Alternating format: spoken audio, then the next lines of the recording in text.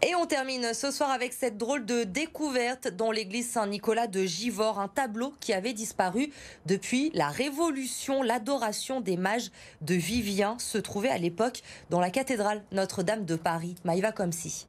Perdue depuis plus de 2 siècles, l'adoration des mages dormait en fait ici, dans l'église Saint-Nicolas. Cette toile de plus de 4 mètres de haut vient de révéler son secret grâce à un passionné d'histoire de l'art. Au bas du tableau apparaissent 2 noms, Magimel et l'agneau.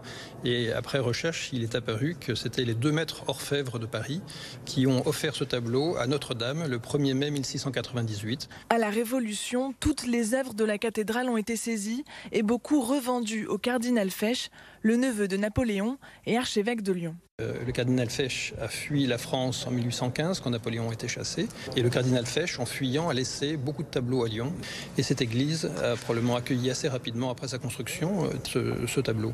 300 ans plus tard, la découverte de cette toile vient enrichir le patrimoine culturel de la ville de Givors, qui compte la faire restaurer d'ici l'année prochaine. Ça veut dire que Givors est dans l'histoire de France. J'espère que Notre-Dame de Paris nous le laissera et le garder comme patrimoine givordin dans cette belle église de Saint-Nicolas dans laquelle on a rénové en tout cas nos vitraux et puis d'autres tableaux. Et puis j'espère qu'on va réhabiliter très prochainement, en tout cas le plus rapidement possible, ce tableau qui a plus de 300 ans. La toile est désormais rattachée à son histoire. Elle rejoint la collection des 52 tableaux commandés par les orfèvres de Paris au XVIIe siècle et retrouvés partout en France.